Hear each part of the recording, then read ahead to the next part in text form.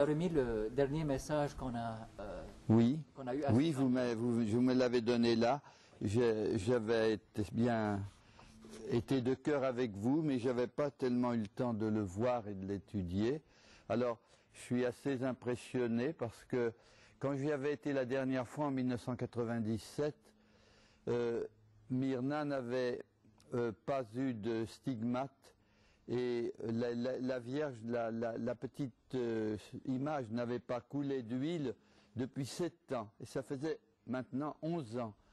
Et alors pour la première fois, du fait que la Pâque chrétienne et la Pâque orthodoxe étaient à la même date, selon la promesse que j'avais déjà inscrite dans mes livres, eh bien, l'huile a coulé et Myrna a eu l'apparition le samedi saint. Et alors c'est là qu'elle a eu ce message. Et ça fait suite d'ailleurs, non, un peu après, il y a eu la visite du pape en Syrie.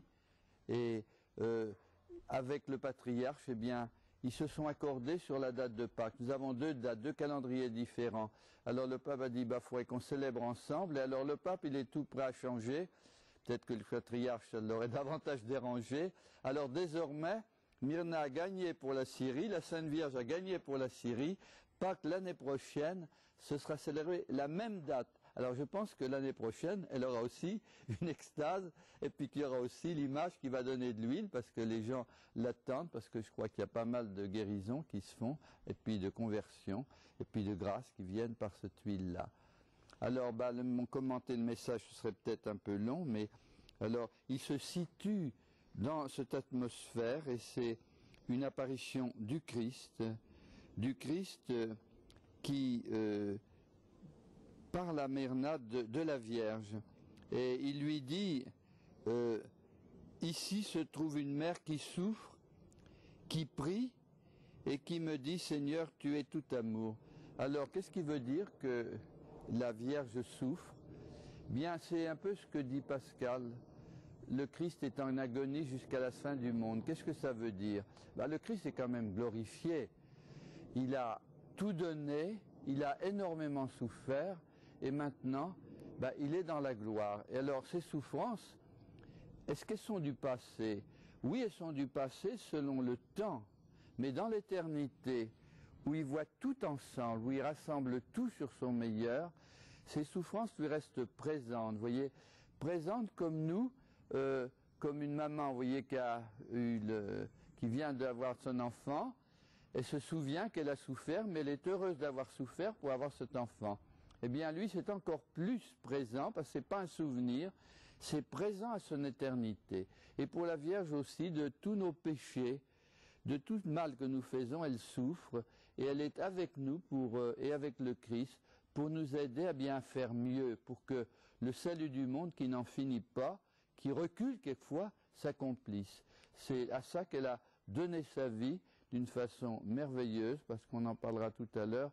J'ai beaucoup admiré les fruits de Soufanier, tout ce que Myrna vit, tout ce que son mari vit, et puis tout ce que vivent les gens qui viennent là-bas dans cette prière que j'ai partagée, et ça a été pour moi aussi une grâce.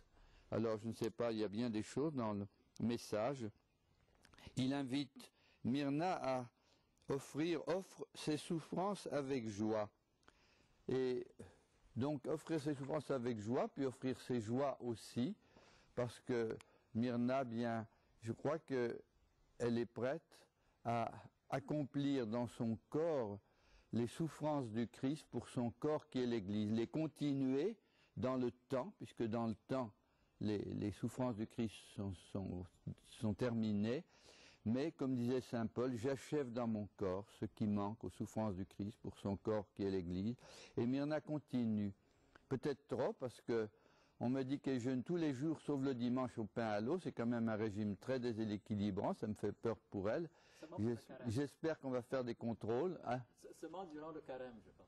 Ah oui, seulement durant le carême. Ah oui, il paraît que c'est seulement durant le carême, mais quand même, c'est beaucoup. J'espère qu'elle est raisonnable et qu'on l'a fait voir de temps en temps à son médecin, mais c'est pour dire que sa générosité, puis générosité aussi de la charité. On l'a un peu grondé, les prêtres, son mari, parce que souvent, elle mange dans cette maison qui est un sanctuaire. Alors, quand les gens sont là, elle dit, voulez-vous partager? Alors les gens, ils sont contents, ils disent oui, mais alors elle n'a plus beaucoup à manger, elle se prive. Mais enfin, elle est d'une générosité extraordinaire. On en parlera tout à l'heure d'elle et de Nicolas, qui a fait un grand chemin, qui est un homme que j'admire beaucoup. Quand le Christ dit je ferme la porte du ciel devant vous, qu'est-ce que cela veut dire Quand le Christ dans le message, oui. Attendez, montrez-moi à quel endroit c'est. Au tout début. Oui. Alors oui, dans le message, il y a une phrase étonnante, ça commence comme ça. Mes enfants, je vous ai donné un signe pour ma glorification. Bien, c'est le signe de Pâques. Hein. Bon. Et puis de cette apparition, où, à ce qu'on m'a dit, eh bien, pendant l'apparition, non seulement Myrna a vu la Vierge, mais elle a vu le Père Malouli. Et tous les deux, ils l'ont présenté au Christ, qu'elle a vu aussi, mais moins corporellement que comme dans sa lumière, parce que ce qui compte, bien sûr, c'est la lumière de Dieu qui rayonne en lui. Et puis après, il ajoute, poursuivez votre chemin, et je suis avec vous, sinon je ferme les portes du ciel devant vous. Je crois que ça veut dire une chose très simple. Poursuivez votre chemin, mais si simplement un chemin humain, un chemin comme beaucoup de gens qui ne regardent pas Dieu, eh bien nous nous séparons de Dieu et quelquefois les chemins ils vont de travers et on se ferme les portes du ciel. C'est pas Dieu qui nous les ferme, c'est nous qui les fermons parce que c'est les portes de l'amour. Alors si on n'entre pas dans l'amour de Dieu, on ne peut pas entrer dans le ciel. Et les damnés, c'est pas qu'ils seront repoussés avec des fourches, mais quand ils mourront, si vraiment ils ont vécu une vie sans amour, eh bien, ce qui arrivera, c'est qu'ils se feront tellement horreur qu'ils n'oseront pas paraître devant Dieu. Ils font comme une dame qui a préparé une belle toilette, elle est invitée chez la reine, s'il y a une reine, pour un grand gala, elle a préparé sa toilette, et puis il arrive un pépin, elle dégringole, et elle tombe dans un endroit où il y a du cambouis, la robe est toute sale. Elle ne va pas aller à la soirée avec sa robe pleine de cambouis, elle préfère rester chez elle. Eh bien, quand on est dans l'état de péché, quand on n'est pas d'état d'amour, on se retranche du ciel, on se ferme les portes du ciel. Je crois que c'est ça qu'il faut bien comprendre. Où situez-vous Myrna sur l'échelle mystique? Comment? Où situez-vous Myrna? Alors là, je ne saurais pas, parce que vous savez, toutes les voies mystiques, c'est de plus en plus discuté. Il y avait Jean de la Croix. Moi, je tiens ça encore. Il y a les 3 voies, les purifications. Il y a après ça l'illumination. Puis il y a la voie d'union mystique. Mais enfin, à mon sentiment, sous réserve du contrôle du Père Zarlaoui, moi je pense qu'elle doit être rendue déjà dans l'union transformante, dans le mariage spirituel, parce que on sent qu'elle est totalement donnée à Dieu, qu'il n'y a plus que lui, et puis en lui les hommes qui comptent avec un amour, une générosité qui est tellement transparente que je ne doute pas qu'elle soit au sommet des voies mystiques. Hein. C'est ça qui lui permet de porter tant de choses difficiles, et c'est mon avis. Nicolas, je serais moins bien, mais je crois qu'il a fait des chemins très rapides derrière elle, après elle, mais très beau, hein, très beau. Puis dans un autre genre, parce que Myrna, elle est active bien sûr, mais c'est une âme très contemplative, tandis que Nicolas, par tempérament, c'est un réalisateur, c'est un homme, s'il n'avait pas eu des apparitions, il aurait fait fortune. Hein. Et s'il disait avec ses apparitions, je vais peut-être être sur la paille comme Job, parce qu'il voulait installer un bel hôtel sur la côte, et puis un hôtel de luxe. Alors ça, c'est fini. Et maintenant, eh bien, c'est autre chose. Alors je crois qu'il a été dans le domaine de la charité, qui est très important. Je pense qu'il va très loin, mais moi je perds pied là, puis j'ai pas le moyen j'ai pas d'appareil pour mesurer ça. Mais sûrement qu'il est très loin. Parlez-nous de l'évolution de cette famille de Soufanier. Eh bien, l'évolution, c'était, elle était certainement une bonne chrétienne, très limpide. J'ai J'ai admiré elle, puis elle a de très bonnes amies qui sont quelquefois des personnes cultivées. Il y en a une qui est médecin, si je me rappelle bien, qui l'aime beaucoup. Et d'ailleurs, elles sont de plein pied, malgré qu'il y ait une très grande instruction, elle moins. Alors, bon, mais enfin, c'était une femme ordinaire, on peut dire, qui n'avait pas fait d'études, de compétences spécialisées. Il a fait ce voyage de noces avec Myrna, avec Nicolas, où ils ont acheté cette petite image, sans se douter que ça allait changer leur vie. Et puis alors, est arrivé tout ça, est arrivé, ces apparitions. Enfin, elle en a été toute déconcertée, mais elle avait le cœur ouvert. Et Nicolas a accepté, il a même été tellement impressionné qu'à un moment, bien, il n'osait plus coucher avec elle. Enfin, parce qu'il disait, ma femme, elle est sacrée. Et puis, le Seigneur leur a fait savoir quand même, non, votre mariage est consacré par le sacrement.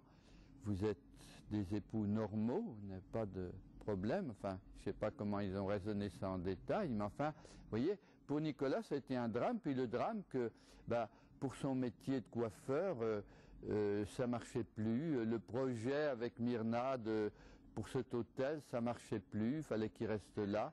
Alors il a accepté. C'est là que justement il disait, je suis en train d'aller sur la paille, car il avait voulu travailler avec sa famille comme joaillier. Il connaissait le métier. Il est très habile. Comme coiffeur aussi, il était très habile. Il avait commencé justement à gagner sa vie comme ça. Et puis là, il ne savait plus très bien que faire. Et alors le père Zalaoui lui a proposé justement un travail de grand dévouement, mais quand même avec un salaire normal. Ça ne va pas être un très gros salaire. Et alors, il s'est révélé un homme d'un très grand talent, d'une très grande maestria, à la fois technique et de manager sociologique, si vous voulez. Parce qu'il avait des garçons et des filles qui lui sont arrivés pour apprendre un métier, parce qu'il y a beaucoup de chômage, ils n'ont pas de métier. Ceux qui ont un métier, il paraît qu'ils trouvent facilement du travail là-bas. Alors, il a fondé, d'abord il était coiffeur, il ne pouvait pas tout faire parce qu'il dirige le centre, mais on apprend la coiffure. Pour les femmes, on leur apprend la coupe. Et puis, on leur apprend les machines à coudre qui sont de plus en plus compliquées. Je crois qu'il y a des ordinateurs. Alors, c'est un autre atelier. Et puis, comme il faut pouvoir circuler dans le monde tel qu'il est fait, il y a des cours d'anglais. Et puis, il y a beaucoup d'autres choses. Alors, j'ai visité ce centre et un jour où ils avaient justement leur exposition. L'exposition des travaux qu'ils ont faits et puis d'artisans, parce qu'ils ont réuni des artisans. C'est un espèce de centre qui est à la fois un centre spirituel, un centre de prière. Si je me rappelle bien, il y a une chapelle, en tout cas on y prie bien. Il y a aussi un centre de catéchèse pour les enfants.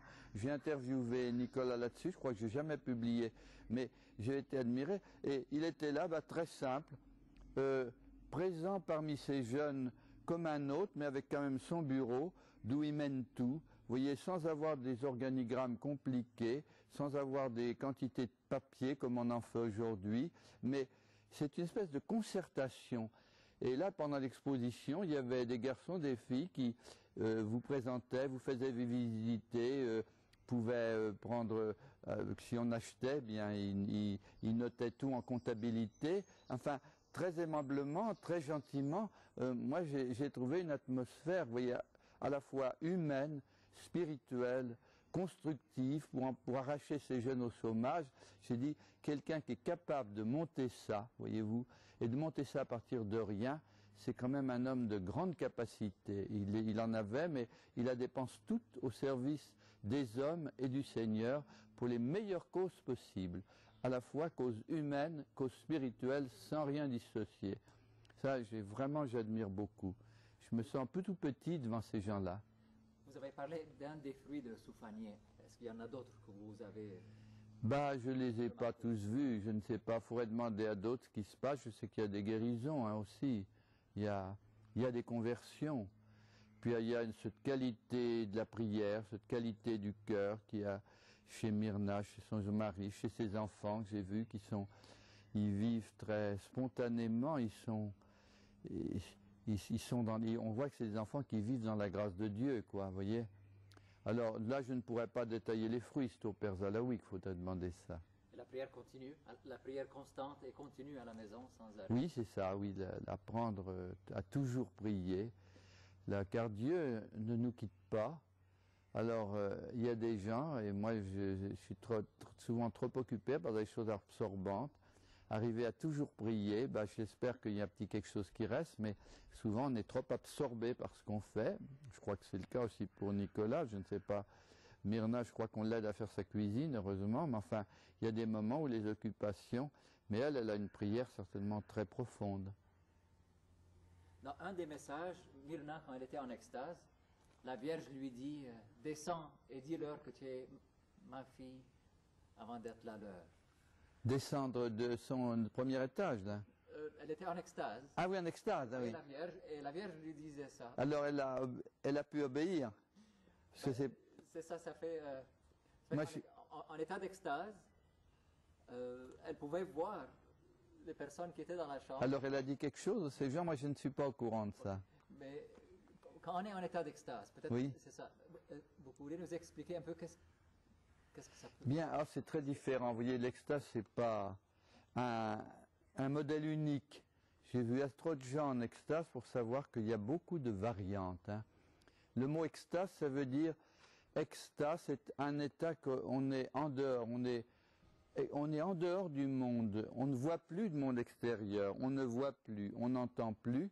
Pourquoi? Parce que j'ai étudié ça même médicalement avec des électroencéphalogrammes, tout ça.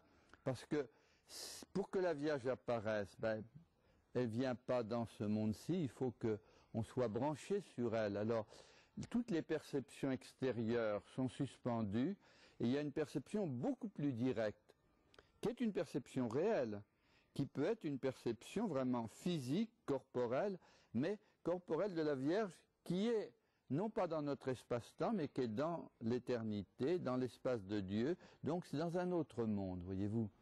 Alors, donc, on est coupé de ce monde pour voir un autre monde. Alors ça, c'est la donnée fondamentale. Seulement, alors, il y a beaucoup de variantes, parce qu'il y a des gens qui ont une extase plus superficielle. Ça ne veut pas dire qu'ils voient moins bien la Vierge, hein, mais, vous voyez, la Vierge leur demande quelquefois de parler, par exemple, en Afrique, les voyants du Rwanda, il y en avait qui allaient dans la foule et ils avaient des messages, des missions, peut-être pour des malades ou je ne sais quoi, même pour dialoguer. Alors, ils voyaient la Vierge, mais enfin quand même, ils la voyaient moins bien, ils la voyaient un peu plus marginalement pour faire ce qu'elle leur demandait de faire. Et alors, je pense, au point de vue médical, eh bien, ils étaient à la fois contemplatifs de la Vierge, mais en même temps actifs. Ils avaient donc, vous voyez, en encéphalogramme pour les médecins, des ondes alpha et bêta, si vous voulez, pendant ce temps-là. Mais il y en a d'autres qui en extase, eh bien, ils sont purement contemplatifs. Ils voient la Vierge, ils ne voient plus rien du monde extérieur. Et ça peut être plus ou moins profond. Il y en a qui sont en état de contemplation, ils ont les ondes alpha, comme on dit, alors c'est-à-dire ce que nous avons si nous écoutons un concert, si nous contemplons un très beau tableau, on est en onde alpha, en état de contemplation. Alors contemplation pure, par exemple Maria Medjugorje avait un très pur alpha. Mais il y en a d'autres, c'est une extase qui est encore plus profonde. Et chez une voyante américaine qui s'appelle Barbara, eh bien, c'est un état pratiquement de catalepsie, comme un état de sommeil profond, mais alors, dans cet état de sommeil profond, elle est quand même à genoux. Et à genoux, elle ne bouge pas pendant 3/4 d'heure. Elle ne bouge pas que pour faire des gestes concertés, pour faire venir des gens, leur dire la Vierge est là, ou leur faire qu'ils soient au contact de la Vierge, qu'ils ne sentent pas toujours, mais elle met leurs mains là où est la Vierge. Vous voyez, elle fait tout cela, et dans un état où normalement elle devrait être couchée, inconsciente, et elle est très consciente, elle a les yeux ouverts alors qu'elle devrait les avoir fermés, et pour les médecins c'est extrêmement troublant. Alors, vous voyez, je pourrais vous raconter des tas d'histoires là-dessus, c'est donc très variable. C'est un état que le ciel provoque selon les circonstances, adapté à ce que les voyants ont à faire. Alors ça peut être une pure contemplation, ça peut être une contemplation accompagnée d'action, voyez-vous, et alors selon le cas. Puis, tandis que au Rwanda, pour Alphonsine du moins, après l'apparition, à la fin, elle tombe, elle est un peu épuisée, c'est une extase assez profonde, et elle tombe dans le repos en l'esprit. Et on la conduit à son lit, quoi, parce qu'elle ne pourrait pas marcher toute seule. Et puis là, je l'ai vue pas se réveiller, parce qu'elle n'était pas inconsciente, mais retrouver ses forces, son dynamisme, vous voyez, toutes les variétés de l'extase. Alors celle de Myrna, je pense, c'est des extases contemplatives très pures, sauf ce jour où la Vierge lui a dit, eh bien, mais j'étais pas là, je ne peux pas vous dire ce qui s'est passé. Je lui dis, bon, redescends pour voir les gens. Elle leur a peut-être dit un mot à ce moment-là aux gens, je ne sais pas. À la sortie de l'extase. Ah oui, elle a fini l'extase, elle est sortie carrément. Parce qu'il y en a qui pouvaient faire en même temps. Hein. C'est pour dire que j'ai appris que quand on avait fait les encéphalogrammes, électroculogrammes, tous les tests à Medjugorje, je dis voilà ce que c'est qu'une extase. Puis quand j'ai vu d'autres extases, je dis ah ben c'est pas toujours pareil. Parce qu'il y a des constantes et puis il y a des variantes. Une des variantes spécifiques pour Myrna, c'est l'huile qui... Ah ben ça mais c'est autre chose que l'extase, c'est un autre phénomène. Qui précède l'extase. Je crois qu'il n'y a pas tellement de cas dans le passé de ces... Surtout qu'il y a quelquefois des huiles qui sont parfumées. La sienne, c'est de l'huile d'olive pure. Hein. Pourquoi le produit humain n'en produit pas? Docteur Laurent a étudié ça. C'est très surprenant, voyez-vous. Alors là, c'est une sorte de signe qui est donné. C'est un signe physique, voyez-vous, mais qui, dans la ligne biblique, vous voyez, des effusions d'huile, des effusions sacrées qu'on faisait au temple, ou les sacrifices d'huile. Alors, sorte de sacrifice personnel de son corps, elle répand une huile, voyez-vous, une huile qui est un don de Dieu et qui est, pour les gens qui s'en font une onction, comme je l'ai fait, bien, normalement, bien, Dieu, par cette onction, peut donner une grâce, une guérison. Elle précède toutes ces extases, ce bain d'huile qui couvre sa figure et qui lui brûle les yeux quand elle doit voir le Christ. C'est assez unique. Elle voit en même temps, oui. Avant de voir le Christ, même ses yeux sont couverts d'huile. Ah oui, ils sont couverts d'huile. Mais ça ne doit pas gêner sa vision du Christ, qui est une vision, vous voyez, d'un autre ordre. Pas moins réelle, plus réelle, hein. Comme il y a des voyants qui disent ça. Mais moi, quand l'apparition finit, je ne sors pas de là comme d'un rêve quand on se réveille, que ça dissipe. C'est tout le contraire. C'est dans l'apparition que je suis dans la réalité, et puis quand je reviens au réel, que j'ai l'impression de retomber dans un rêve. Vous voyez, c'est beaucoup moins réel que Jésus-Christ ou la Vierge qui m'apparaît. Et André Frossard, qui avait qu'une apparition, d'ailleurs une apparition pas du tout visible, simplement une perception profonde de Dieu, eh bien, il disait, quand il est redescendu de là, tout le reste sa vie lui paraît comme une espèce de rêve, mais qui menait fort bien. C'était un très grand journaliste, première page quotidienne, etc. Mais pour lui, eh bien, le moment où Dieu l'a converti d'un seul coup, voyez-vous, en regardant l'Eucharistie, il ne savait même pas ce que c'était. Et puis il a compris une lumière de vérité qui lui a éclairé toute sa foi, dont il savait parler très bien. Il a fait un livre sur le credo, dont il m'avait demandé de faire le compte-rendu en première page du Figaro, parce qu'on lui devait toujours la première page. Voyez. Mais pour lui, eh bien, tout le reste était beaucoup moins réel, et je crois qu'il est mort sans peine, parce qu'il souhaitait, comme tous les voyants, voir ce qui est réel, au-delà de notre rêve quotidien que nous conduisons souvent bien mal, parce que notre rêve quotidien, nous les conduisons librement, mais nous ne le conduisons pas toujours pour Dieu. Mais Myrna a souvent hâte, on lui dit, est-ce que tu as peur de la mort? Elle dit non. Non, bien sûr, mais comme tous les voyants, non, c'est pareil. Même, vous voyez, à Medjugorje, Mirjana, hein, elle est mère de famille, elle aime beaucoup ses enfants et son mari, c'est une excellente mère de famille, mais quand elle a l'apparition une fois par an et que ça finit, enfin, vraiment, elle ne peut pas s'empêcher de pleurer et dit, mais enfin, c'est curieux, j'aime mon mari, j'aime des enfants, mais à ces moments-là, si je pouvais partir, je ne penserais plus à rien que de la rejoindre. Et alors, donc ça n'empêche pas l'amour de ses enfants qu'elle retrouve entier, mais elle sent qu'au-delà de l'amour que de cette terre, il il y a un amour beaucoup plus grand auquel elle est appelée et qu'elle voudrait partir vers ça et que c'est quelque chose d'irrésistible.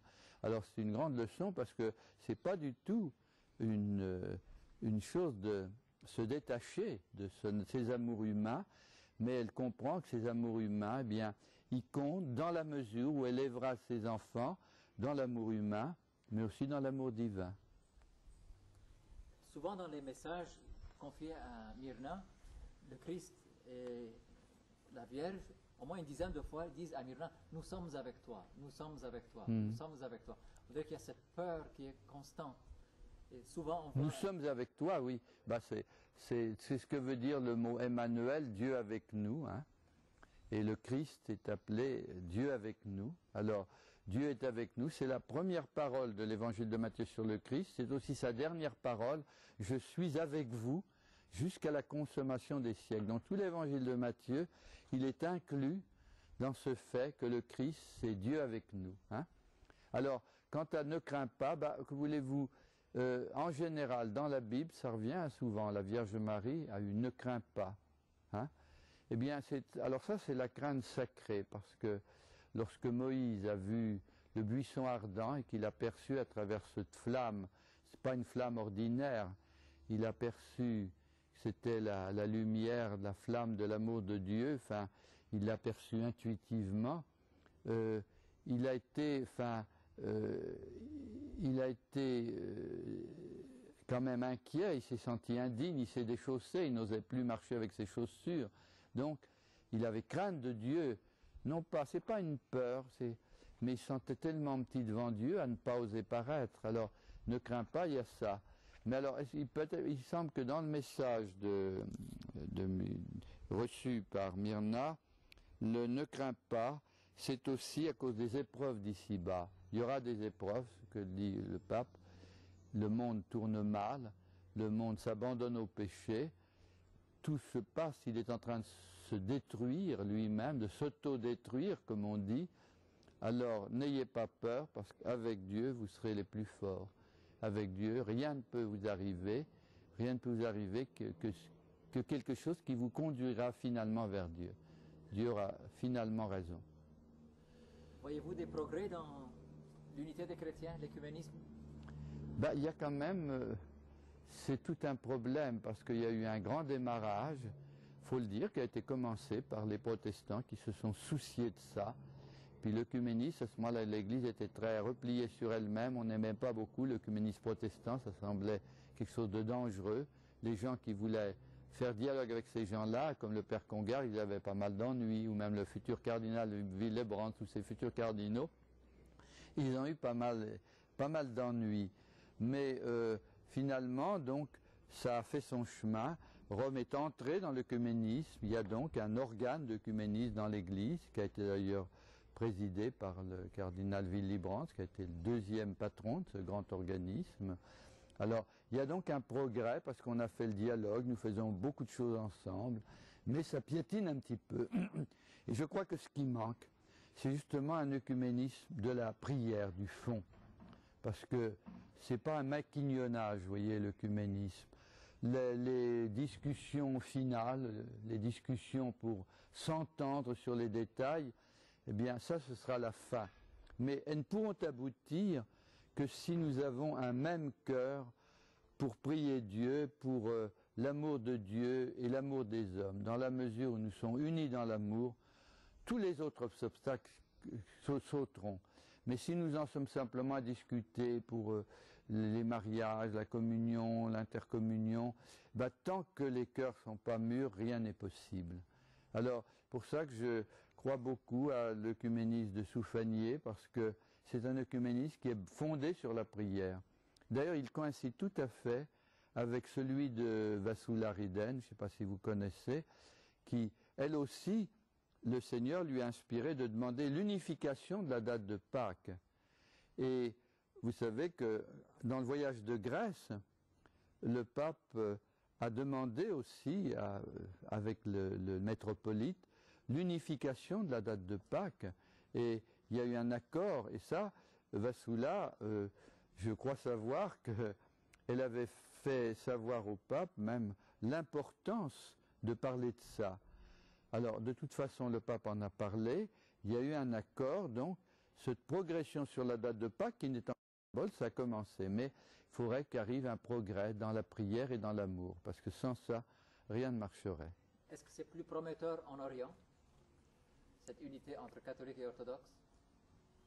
Bah, les orthodoxes sont les plus proches. On a tout en commun. Les mêmes sacrements, la même hiérarchie qui vient des mêmes apôtres. Donc, tout est pareil, mais il y a des tensions historiques qui font que chez nous, on a été un moment hostile aux orthodoxes. Maintenant, c'est bien liquidé. On est prêt à tout pour accueillir les orthodoxes. Mais c'est les orthodoxes qui ont peur. Il faudrait leur dire aussi, n'ayez pas peur. Et alors, à Moscou, bien, Monseigneur Torrent, le ministre des Affaires étrangères du Vatican, est venu. Il aurait dû être accueilli à bras ouverts, puisque le pape a envoyé même de l'argent aux Russes qui travaillent contre lui, au patriarche. Le patriarche ne l'a même pas reçu. Et alors on se dit, pour les sectes, ça les inquiète pas trop, ça les inquiète un peu, mais ils ont surtout les catholiques qui sont très discrets, qu'on invite à être très discrets. On dit toujours, ils vont faire du prosélytisme, on a peur d'eux. Et les chrétiens qui sont là-bas, ils souffrent beaucoup en patience parce qu'ils sont prêts à tout pour aider les orthodoxes, pour travailler avec eux. Ils rencontrent d'ailleurs beaucoup d'orthodoxes qui les comprennent, même des évêques, surtout des évêques à la retraite, qui sont tous pour l'unité. Mais au niveau de la hiérarchie, c'est différent. Enfin, entre nous, on pourrait dire d'ailleurs que tous ces patriarches, ils ont été nommés par le KGB. Hein. Alors il en reste quand même quelque chose. Tel grand, il a été marié 2 fois, donc comme les évêques doivent être des moines célibataires, c'est même pas régulier. Mais vous voyez, ils sont d'autant plus durs contre le catholicisme qu'ils se durcissent dans leur sociologie, comme un moment, c'est arrivé à Rome, et ça peut arriver à Rome quelquefois, de se durcir dans son institution, dans ses palais, voyez-vous. Et c'est ça que je crois on dépasse de plus en plus, mais chez les orthodoxes, il y a un gros dépassement, à mon avis, à la base, mais pour que ce dépassement monte à la tête, il faudra attendre que tous les produits du KGB fassent place à une nouvelle génération.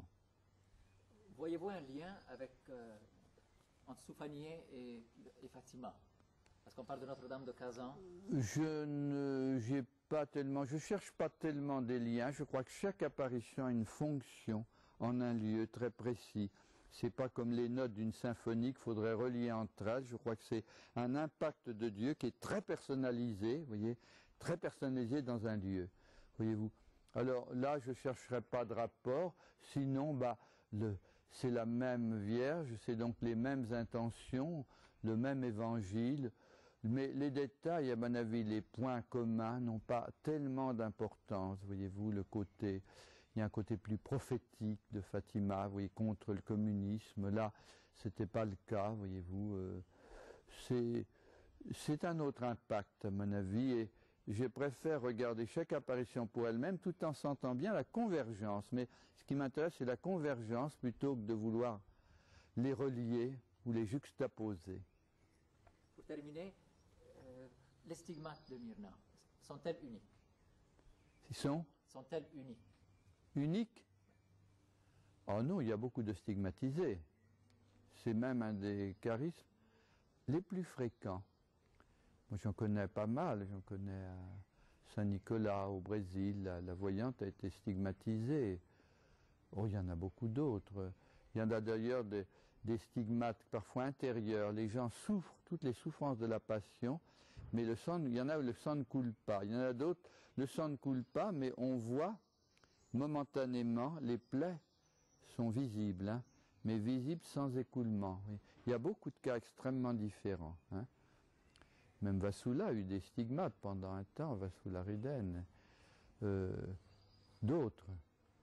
Mais il y en a tellement qu'on ne pourrait pas les énumérer. Enfin, ça ne veut pas dire qu'il y en a des foules, mais je pense que dans des pays comme la France, je les connais sûrement pas tous, mais je pense que c'est plutôt une ou des dizaines que des unités, hein, peut-être davantage. Quand on en découvre un ici, un autre là, on ne peut pas faire de statistiques. Vous avez dit que vous retournerez à Damas pour le 26 novembre. Bien, on m'a parlé de ça, mais enfin, on me demande beaucoup de choses. Je ne sais pas si j'arriverai à tout faire. Moi, j'aime bien le père Zalaoui, j'admire beaucoup. Et je serais toujours content de revoir ce que j'ai vu là-bas. J'ai trouvé que ils ont eu, avec le père Malouli, un grand sens pastoral et œcuménique pour mettre tout ça dans l'ordre. C'était fort difficile parce que quand j'avais parlé au patriarche catholique qui s'est retiré, j'avais bien connu au concile Maximus V, le plus vieil évêque du monde. Il a fait ses noces d'or d'évêque il y a déjà quelques années. Hein. C'est unique. Hein. J'ai jamais vu un évêque qui ait fait ses noces d'or, moi, dans l'histoire de l'Église. Hein. Bon, alors, lui, quand je lui avais écrit que j'allais là-bas, il m'a dit, écoutez, là, Nicolas est orthodoxe, alors chez nous, c'est une famille orthodoxe, comme on ne se fait pas la guerre, alors écrivez donc au patriarche que vous venez. Alors j'ai écrit au patriarche orthodoxe que je venais, alors puis après j'ai vous demandé à me présenter, puis on m'a dit que le patriarche n'était pas disponible, enfin on a été très poli mais un petit peu embarrassé, quoi. On ne tenait pas tellement à voir, mais ça s'est bien passé. Enfin, j'ai fait ce que m'avait dit et je crois que j'ai fait très bien. On a vu que j'ai fait de très bons procédés, très bonnes intentions pour eux, voyez-vous. Donc, je crois que c'est bien qu'on reste dans la paix et la paix œcuménique. Au niveau scientifique, pensez-vous que des examens plus approfondis devraient être faits sur Myrna? Alors, ça, il faudrait demander ça au docteur Laurent, hein, et au médecin, au docteur Mansour. Est-ce qu'il voit encore des choses à faire? Parce que le docteur Laurent a fait beaucoup de tests. Il a fait analyser cette huile. Il a fait...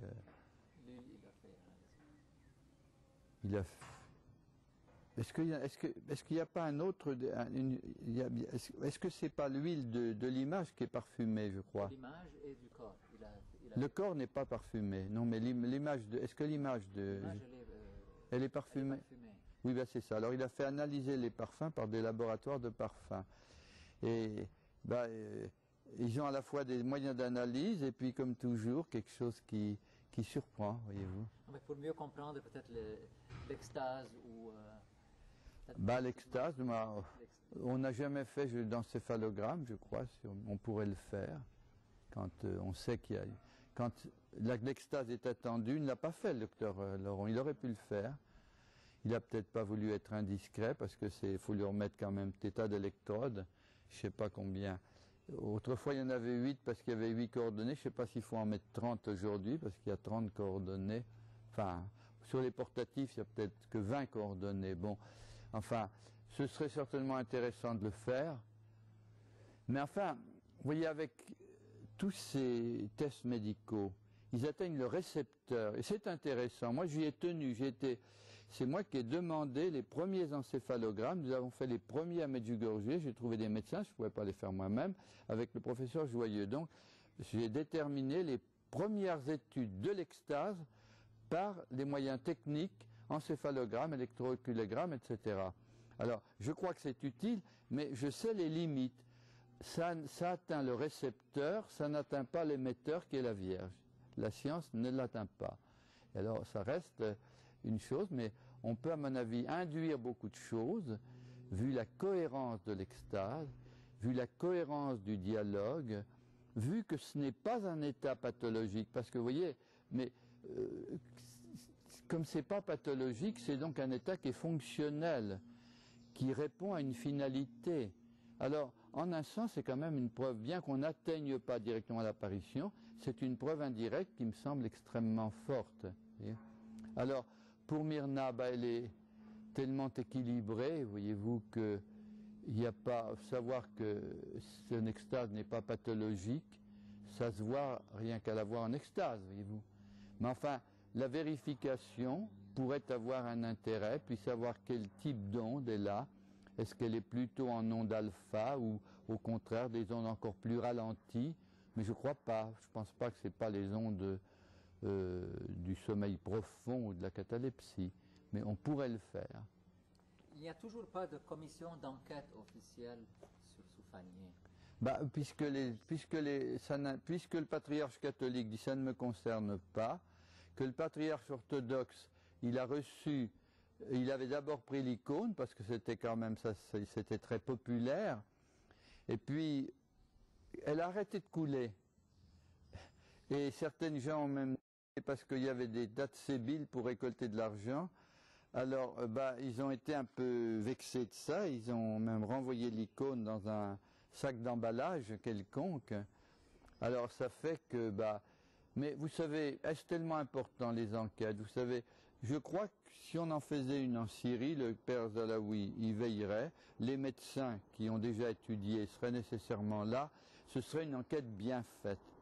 Mais souvent, les enquêtes que les gens font ça comme ça avec méfiance, souvent ça mène à rien. Je ne veux pas dire de lieux, mais je vois des lieux où les gens ont perdu leur temps à chercher, à soupçonner, à dire on va chercher la preuve du négatif, chercher tout ce qui est négatif pour dire c'est faux. Et tellement ils en cherchaient, moi dans un lieu en Amérique où j'ai été, ils avaient bien travaillé, ils m'avaient dit quand même on a des soupçons sur cette voyante. Après ça, elle a acheté une belle auto rouge. Alors d'où vient l'argent? Moi, qui suis pourtant pas américain, dans les 24 heures, j'ai su qu'elle avait eu un accident de voiture 2 ans auparavant, elle n'avait plus de voiture, elle attendait l'assurance, l'argent de l'assurance est arrivé, elle a acheté une voiture pour le prix que lui a donné l'assurance, donc il n'y avait aucun problème.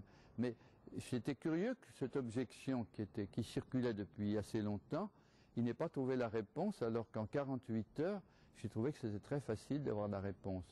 Et vous voyez, les gens, au lieu de vérifier, est-ce que Dieu intervient, est-ce qu'il y a des signes de l'intervention de Dieu, ils cherchent, est-ce que c'est faux? On va chercher la preuve que c'est faux. Et ils restent tout à fait à l'extérieur du problème. Et je trouve que ça, c'est très dommage. Et puis, ces gens, une commission, c'est pour aider l'évêque, mais c'est aussi pour aider le peuple de l'évêque. Alors, les gens qui voient une apparition, malgré tout, beaucoup disent, faut y aller, est-ce qu'on peut y aller, est-ce que c'est bien vrai? Alors, la commission pourrait avoir comme rôle, tout en restant discrète sur son travail, dire, il y a quand même de bons signes, mais attention à ceci, attention à cela. Non, ils font des muets, puis à la fin, ils disent, il n'y a pas de preuve du surnaturel. Et puis, comme ils le disent dans des termes qu'on comprend, il n'y a rien de surnaturel. La presse dit rien de surnaturel, l'apparition est condamnée. C'est pas vrai. Ça peut être condamné, mais dans les cas où on a dit ça, c'était pas condamné, parce qu'il y a 2 types de jugements. Dire, il est prouvé qu'il n'y a pas d'apparition. En latin, ça dit non constat. Il est évident qu'il n'y a pas d'apparition. Alors là, c'est une condamnation. Mais si on dit l'apparition n'est pas évidente, il n'y a pas de preuve de l'apparition, eh bien là, ça veut dire nous ne savons pas. Mais alors pourquoi est-ce qu'ils ont passé des années pour dire finalement nous l'ignorons, alors comme ça ils sont tranquilles, ça les engage en rien, puis ils disent pas pourquoi. Parce que, vous voyez, dans tel lieu d'apparition, il y a eu des guérisons. Ils disent rien des guérisons. Or, il y en a qui ont été étudiées par des médecins, par un professeur de Milan qui a donné des jugements positifs sur plusieurs d'entre elles. D'autres médecins, des médecins italiens, ont dit qu'ils avaient commencé à les étudier. Il y en a fait 7 qui se présentaient très bien. Alors ça, on tire un trait. C'est pourtant des preuves. Alors, qu'est-ce que la commission pense? On n'en sait rien. Est-ce qu'ils ont quelque chose à dire sur ce qu'ont reconnu les médecins? On n'en sait rien. Alors, vous voyez, il y a beaucoup de commissions, il me semble, qui perdent leur temps pour essayer de faire un beau rapport juridique qui ne rime à rien, qui ne dise rien, qui n'engage rien et qui permettent à la presse de dire c'est faux et puis aux gens d'être un peu troublés, de se dire oui, mais nous on a eu des grâces, on a été convertis. Alors si le bon Dieu n'est pas là, nous on était étrangers au bon Dieu, on l'a trouvé là. Si on ne sait pas, nous on croit savoir, enfin en tout cas on ne veut pas lâcher le bon Dieu. C'est aussi bête que ça, mais c'est pour ça d'ailleurs que, vous voyez, je m'occupais pas mal d'apparitions pour aider les gens justement à discerner, à comprendre pour aider les voyants à ne pas dérailler, hein, aussi, mais les voyants pour les aider à trouver le bon Dieu profondément. Mais je vois que ça a fait peur. On m'a demandé d'être plus discret, de ne plus publier sur certaines apparitions, parce que, alors j'en fais beaucoup moins, mais je me dis, j'aimerais que mon expérience puisse un jour être résumée d'une façon qui aide à bien former une commission, à la former avec des gens qui... Quel est le rôle d'une correction? C'est de discerner, comme disait Monseigneur de Laurence, qui a reconnu Lourdes, si le doigt de Dieu est là. Hein? Alors, est-ce que Dieu intervient? Est-ce qu'il a une influence ou pas? Et on le voit surtout par les fruits. Est-ce que les fruits sont bons? Et souvent, on nommera des gens, on nomme des théologiens, mais des gros cerveaux, qui n'ont pas l'habitude des âmes, donc qui jugent ça de façon toute extérieure. Alors qu'il faudrait nommer des maîtres des novices, des directeurs spirituels de séminaires, des confesseurs réputés pour leur expérience, pour leur discernement, pour leur lucidité, des exorcistes pour voir si le démon n'est pas là dans la... Et puis des théologiens sans doute, mais des théologiens qui aient aussi une expérience spirituelle. Des médecins, bien sûr, mais peu importe qu'ils soient croyants ou non, mais enfin, il faudrait bien que sur le nombre des croyants, s'ils ont la foi, eh bien, je crois que pour discerner le surnaturel, ce n'est pas tout à fait leur rôle, mais ça peut quand même les aider à bien orienter les tests. Et puis pour les psychologues, c'est la même chose, seulement un psychologue ou même des psychanalystes. Alors, beaucoup de psychanalystes, comme ils ne pensent que psychanalyse, ils cherchent surtout une réduction, vous voyez, des apparitions, à donner une explication psychanalytique. Bon, c'est une adolescente, bon, elle a eu tels antécédents, alors probablement elle a fabriqué l'apparition avec ceci, avec cela. Mais ça, c'est un petit jeu, un petit parcours très superficiel et très peu convaincant qu'on fait trop souvent en psychanalyse. Alors, si ce serait un psychanalyste comme Anatrella, qui est prêtre par ailleurs et qui a un sens spirituel, j'irais très bien. Mais qu'on nomme un psychanalyste réducteur, je crois que ça n'avance pas à grand-chose. Et vraiment, le nombre d'erreurs que j'ai vu faire dans les commissions m'a beaucoup frappé. Qu'est-ce qui vous touche le plus à Soufanié? Bien, je crois que c'est la qualité de la foi, et d'une foi qui est vraiment une union, une communion, union à Dieu, qui est en même temps une union des hommes, qui réunit les hommes, et puis qui n'est pas quelque chose de stérile, mais qui fait qu'au-delà d'apparition, eh bien, il y a même un service social, comme celui que fait Nicolas. Vous voyez, c'est tout un ensemble cohérent, qu'on trouve de manière extrêmement différente, voyez-vous, selon les gens, selon que... à Soufanié, c'est de cette façon-là, qui a été très bien menée. Il est toujours bon qu'il y ait des prêtres, des pasteurs. Heureusement qu'ils ont eu ça, parce que qu'est-ce qu'ils auraient fait tout seuls, hein? Un prêtre a son rôle à jouer. Il faut tout pour bien faire. Et récemment, chez Vassoula, il y a de nouveaux développements. Eh bien, elle avait vraiment elle a créé un rayonnement de prière et de conversion considérable. Et la plupart de ces gens qui se convertissent par elle, ou retrouvent le catholicisme, ou se convertissent plus souvent au catholicisme, plus souvent qu'à autre chose. Mais en plus, eh bien, comme elle va dans des pays où l'enfance est très malheureuse, oui, en Ukraine, on a fermé les orphelinats, les enfants, il y a des tas d'enfants qui vivent dans les égouts, qui vivent de chapardage, c'est des horreurs. Ils cherchent des drogues, ils trouvent d'ailleurs même, je crois qu'ils arrivent à trouver des trucs dans les égouts, en respirant ça dans des ballons, ça leur coupe la faim. Alors quand ils n'arrivent pas à chaparder, parce que la palisse est là, ils se coupent la faim avec leur drogue. Alors, il y a des gens qui avaient écouté Vassoula, elle les a alertés là-dessus, eh bien, ils ont fondé 10 maisons dans le monde pour ces enfants-là. Alors, il y en a en Ukraine, il y en a 5 déjà, les unes fondées, d'autres en fondation au Brésil. Il y en a au Rwanda, où il y en a, enfin, dans pas mal de pays, et ça s'est fait spontanément, voyez-vous, comme la vie pousse de l'intérieur. Vous voyez, à Soufanié, ce phénomène spirituel, tout se développe de l'intérieur par une série d'enchaînements qui sont très harmonieux, très profonds. Dieu est là, et puis le service des hommes aussi est là.